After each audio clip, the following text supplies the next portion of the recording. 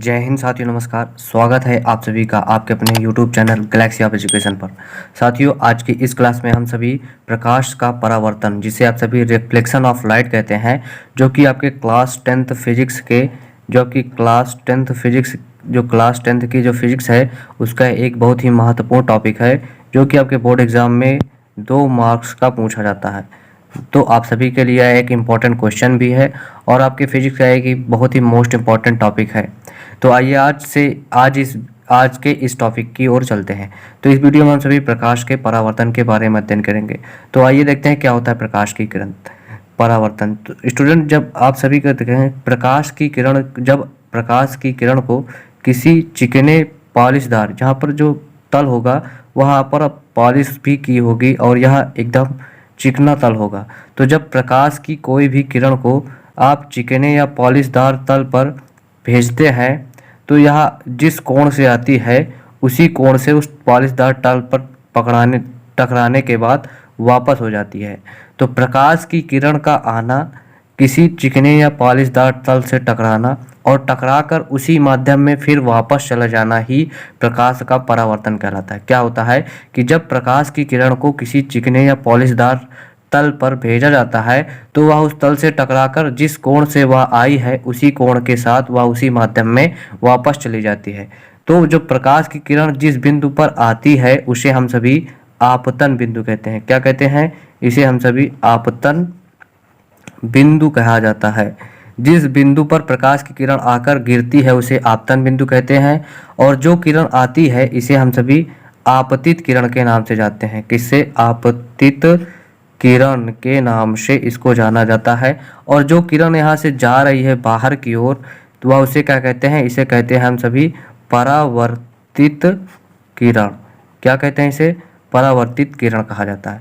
तो प्रकाश की किरण का आना और तल से टकराना और वापस उसी माध्यम में लौट जाना ही परावर्तन कहलाता है।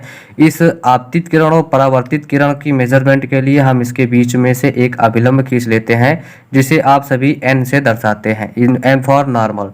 और जो आपतित किरण और अभिलंब के बीच जो बना कोण होता है इसे हम सभी आपतन कोण कहते हैं, जिसे हम I से प्रदर्शित करते हैं, इसको दर्शाया जाता है। तथा जो परावर्तित किरण और अभिलंब के बीच जो कोण बन रहा है इसे हम सभी परावर्तित कोण कहते हैं, इसे हम R से प्रदर्शित करते हैं। तो प्रकाश की यह किरण जितने कोण बनाकर इस पे आती है उतना ही कोण बनाकर यह इस पे वापस चली जाती है। यही परावर्तन का नियम है। आइए अब हम इसकी परिभाषा को भी देख लेते हैं। तो जो प्रकाश है, जब प्रकाश किसी चिकने या पॉलिशदार पृष्ठ पर आपतित किया जाता है, यानी कि उस पर डाला जाता है, तो वह पृष्ठ से टकराकर उसी कोण से, अर्थात जिस कोण से वह प्रकाश आया है उसी कोण से उसी माध्यम में वापस हो जाता है।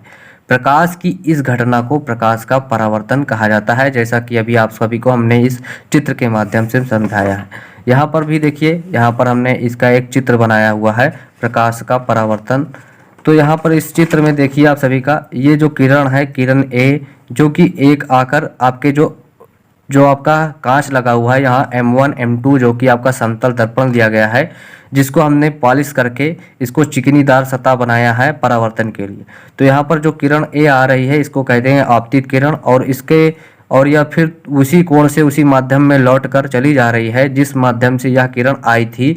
तो जो परावर्तित किरण हो गई है वह हमारी BC। आपतित किरण AB को हमने क्या नाम दे दिया? आपतित किरण जो है उसको हमने AB लिया है, परावर्तित किरण आपकी BC है। और जो आपका आपतन कोण होता है वह I होता है, परावर्तन कोण R होता है, जिस प्रकार हमने आप सभी को बताया। और जो जिस बिंदु पर यह किरण आकर गिरती है उसे हम सभी आपतन बिंदु के नाम से जानते हैं। आइए अब हम सभी प्रकाश के परावर्तन के जो नियम है उसकी ओर चलते हैं। तो आपका जो प्रकाश का परावर्तन का नियम है, जिसे आप सभी लॉज ऑफ रिफ्लेक्शन के नाम से जानते हैं।